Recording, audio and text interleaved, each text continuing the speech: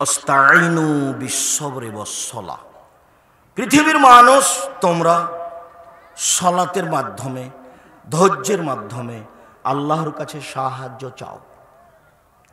মানুষ মাত্র বিপদগামী, মানুষ মাত্র সমস্যার মুখোমুখি, মানুষ মাত্র প্রয়োজন আছে। তো যা প্রয়োজন আছে তোমরা 2 রাকাত সালাত আদায় করে ধৈর্যের পরিচয় দিয়ে চাও, এই কথা আল্লাহ তাআলা বলেন। চাওয়ার জন্য অজু থেকে শুরু করি। অজু করে 2 রাকাত সালাত। উসমান রাদিয়াল্লাহু তাআলা আনহু বলেন, রাসূল সাল্লাল্লাহু আলাইহি ওয়াসাল্লাম বলেছেন, মান তাওয়াদ্দা ওযুই হাজা, কেউ যদি আমার মতো করে অজু করে, সুন্দর করে অজুর অঙ্গ প্রত্যঙ্গ ভালোভাবে ধয়, ওয়াইসাল্লি রাকাতান, তারপরে 2 রাকাত সালাত আদায় করে, লাম ইউহাদ্দিস নাফসাহু ফিহিমা, মনে মনে তাতে কথা না বলে। আল্লাহু আকবার বলার সাথে সাথে কিন্তু শয়তান উপস্থিত হবে, হয়ে বলবে উযকুর কাযা উযকুর কাযা, এটা স্মরণ করো, সেটা স্মরণ করো, বাড়ি জমি জায়গা নারী পুরুষ সব নিয়ে এসে একবারে ভিতরে গন্ডগোল পাকিয়ে দিবে। তো খুব সুন্দর করে অজু করে একেবারে দৃঢ়তার সাথে মনে মনে কোনো কথা না বলে যদি আপনি 2 রাকাত সালাত আদায় করতে পারেন, রাসূল সাল্লাল্লাহু আলাইহি সাল্লাম বলছেন, গফিরা লাহু মা তাকাদ্দামা মিন জামবিহি, তাহলে অতীতের সব পাপ ক্ষমা। কাবিরা গুনাহ ব্যতীত সব পাপ ক্ষমা, ওর জন্য আপনাকে তওবা করতে হবে। 2 রাকাত সালাত আদায় করে আল্লাহকে কিছু বলেন, আল্লাহ আপনার কথা গ্রহণ করবেন। উকবা ইবনে আমির রাদিয়াল্লাহু তাআলা আনহু বলেন, রাসূল সাল্লাল্লাহু আলাইহি ওয়াসাল্লাম বলেছেন, মা মিন মুসলিমিন ইয়াতাওয়াদ্দাউ ফায়ুসনি ওযুআহু, যে কোনো পুরুষ যে কোনো নারী, যে কোনো পুরুষ যে কোনো নারী সুন্দর করে অজু করে। সুন্দর অজু মানে সব অঙ্গগুলি 3 বার করে ধুইতে হবে। সম্পূর্ণ একবার ভিজানোর নাম একবার ধোয়া, ভিজা জায়গায় ধোয়া জায়গায় পানি দিয়ে ধোয়ার নাম দ্বিতীয়বার ধোয়া, ভিজা জায়গায় পানি দিয়ে ধোয়ার নাম তৃতীয়বার ধোয়া। এটা হলো ইসবাগুল ওযু, সুন্দর ধোয়া। 1 মিনিট। ইবনে আব্বাস রাদিয়াল্লাহু তাআলা আনহু বলেন, রাসূল সাল্লাল্লাহু আলাইহি সাল্লাম একদা আমাদের নবীকে বললেন, রাসূল সাল্লাল্লাহু আলাইহি সাল্লাম বলছেন, একদা আল্লাহ তাআলা আমাকে বলছেন, মুহাম্মদ আতাদরি ফিমা ইখতাসিমুল মালাউল আলা, মুহাম্মদ বলতে পারেন উপরে কি নিয়ে হইচই হচ্ছে?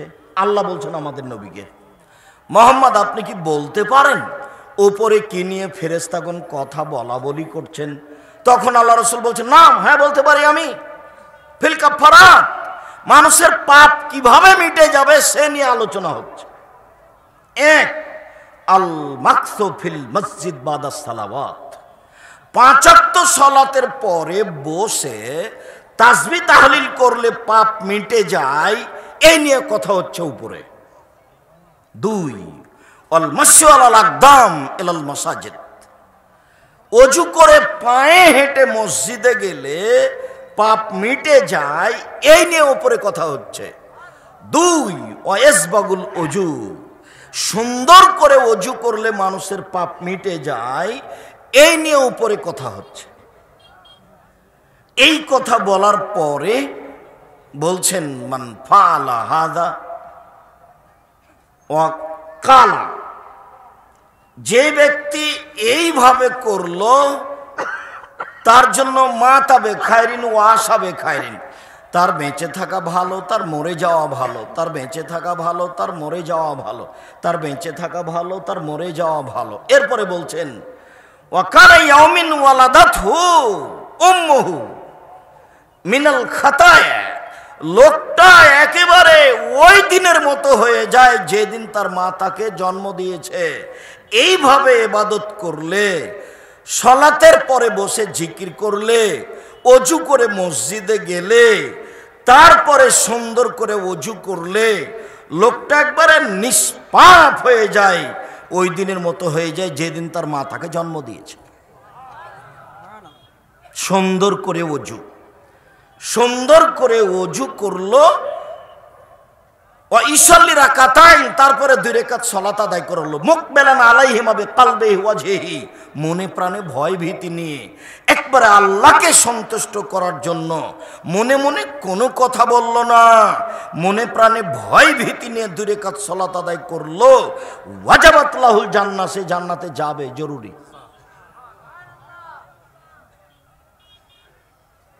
সম্মানিত দিনী ভাই বোন, অজু করে 2 রাকাত সালাত।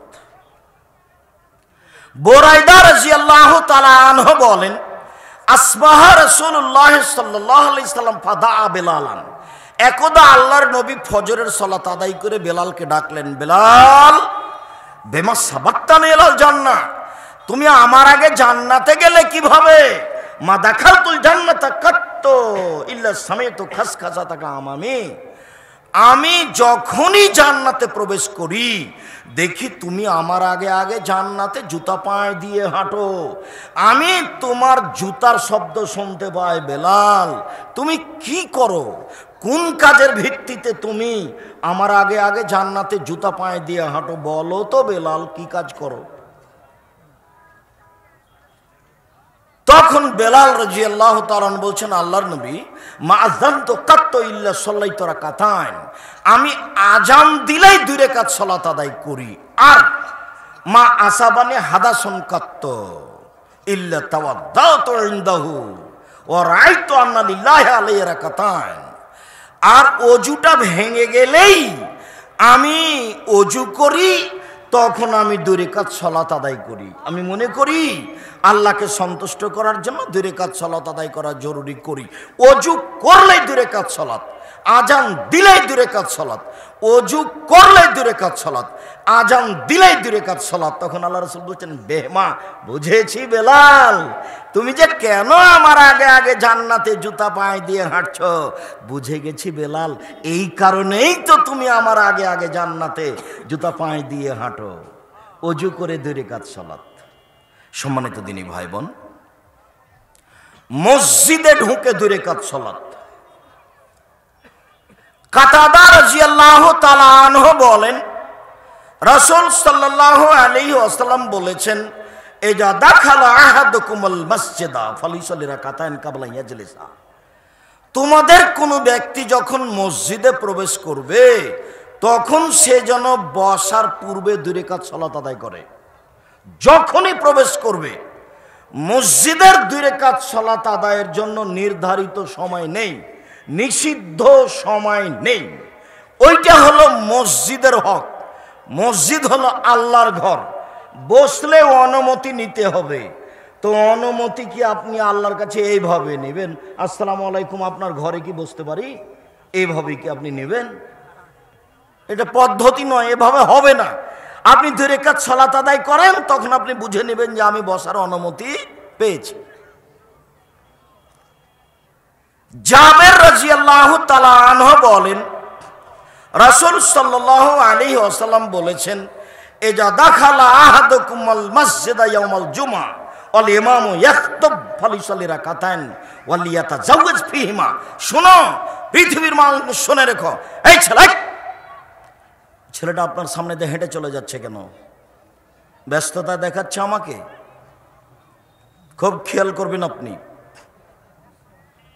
আমি অন্তত আপনার কোনো ব্যস্ততা দেখতে আসিনি। আপনি ধৈর্যের পরিচয় দিবেন, অল্প সময় আমিও যেতে চাচ্ছি। আপনি পরিবেশ নষ্ট করার চেষ্টা করিয়েন না। উপস্থিত বৈঠকের দিনই মুসলিম বোন আপনাকে অন্ধ করে রাখেন, আর একজনকে যদি আপনার গায়ের উপর দিয়ে চলে যায় তবুও মুখ খুলবেন না, অন্তত আজকে মুখ খুলিয়েন না। ধৈর্যের পরিচয় দেন। জাহান্নাম বলতে নারী, জাহান্নাম বলতে নারী, জাহান্নামের অধিকাংশ মানুষই হচ্ছে নারী। বাঁচার পথ বের করেন। যখন আল্লাহ রাসূল বললেন জাহান্নাম বলতে নারী আর নারী, তখন মহিলারা, মদিনার মহিলারা বললেন, বেমা, কেন কেন আমরা বেশিরভাগ জাহান্নামে যাব? তখন আল্লাহ রাসূল 3টা কথা বললেন। এক, তুকসিরানা লানা, তোমরা বেশি অভিশাপ করো, তোমরা মানুষের বদনাম করো, গীবাত করো, অপ্রয়োজনীয় কথার সাথে ব্যস্ত থাকো। 1 2 তাকফুরনা লাসিরা, স্বামীকে মেনে চলো না, স্বামীর অকৃতজ্ঞ তোমরা এই জন্য।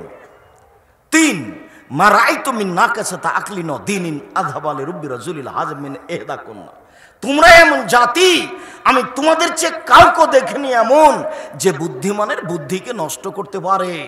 তোমরা একবার দেখলেই, এক দৃষ্টি দিলেই বুদ্ধিমানের বুদ্ধিকে নষ্ট করতে পারো। আমি দেখিনি তোমাদের চেয়ে কাউকে যে বুদ্ধিমানের বুদ্ধিকে নষ্ট করতে পারে। তোমরা এমন জাতি যে বুদ্ধিমানের বুদ্ধিকে নষ্ট করতে পারো। আমি দেখিনি তোমাদের চেয়ে কাউকে যে বুদ্ধিমানের বুদ্ধিকে নষ্ট করতে পারে। তোমরাই বুদ্ধিমানের বুদ্ধিকে নষ্ট করতে পারো। এই 3টা কারণ আল্লাহর নবী বললেন। 1 অভিশাপ, বদনাম। 2 স্বামীকে মেনে চলে না। 3 পুরুষ মানুষকে বিপদের দিকে টেনে নিয়ে যায়।